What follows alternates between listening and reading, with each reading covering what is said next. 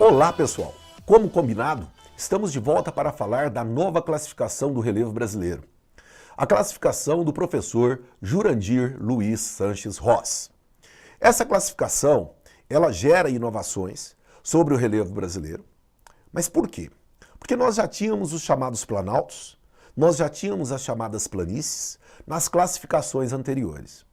E já tínhamos o critério geomorfológico que definia depressão como uma depressão relativa ou ainda absoluta. Então nós já tínhamos algumas referências das classificações anteriores.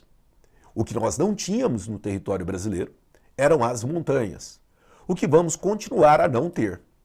Porém, na nova classificação, o professor Jurandir introduziu uma nova unidade do relevo, as chamadas depressões. Então passamos a ter, como classificação das unidades do relevo, planaltos, planícies e depressões.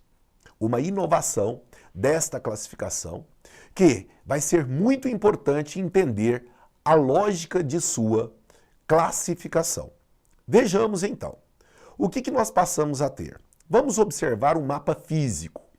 Esse mapa é da região sul do país, onde nós temos um mapa corocromático, demonstrando para nós as variações altimétricas conforme as tonalidades de cor. Um meio técnico utilizado para representar as variações topográficas. Poderíamos também fazer uso de outras técnicas, como a variação de curvas de nível, onde nós vamos ter isolinhas unindo pontos de uma mesma altitude para representar uma variação topográfica. Ou até mesmo poderia representar a variação do relevo a partir de uma outra técnica, o de um perfil topográfico, onde vamos ter um corte sobre uma determinada área e representar graficamente as variações altimétricas. O que eu estou deixando claro para você? Que podemos ter várias técnicas de representar as variações topográficas, desde técnicas cartográficas, como a variação de cores em mapas, e para tal temos uma legenda para favorecer este tipo de interpretação, identificando o que é planalto, o que é planície, o que é depressão, o que é serra, ou ainda curvas de nível no mapa topográfico, ou ainda um perfil topográfico de uma dada área. Então essas técnicas, historicamente, sempre existiram e foram formas que utilizamos para representar as variações de unidades. Nos anos 90, o professor Jurandir elaborou uma nova classificação. O professor Jurandir criou, então, 3 unidades: os planaltos, as planícies e as depressões. E veja como o critério é mais complexo. Observe a definição dos planaltos. São áreas relativamente elevadas, formadas por rochas resistentes, que podem ser cristalinas e sedimentares, e delimitadas por escarpas, que são os aclives, as bordas acentuadas de um dado relevo, onde os processos erosivos são predominantes e as superfícies são irregulares. Veja como a definição se tornou mais complexa, também das planícies. São áreas mais baixas e planas do relevo onde predomina o processo de sedimentação, já recebem sedimentos oriundos dos planaltos e depressões. Para uma definição mais criteriosa, devemos lembrar que essa sedimentação deverá ser uma sedimentação lacustre, de lagos, fluvial, de rios, ou marinha, áreas litorâneas.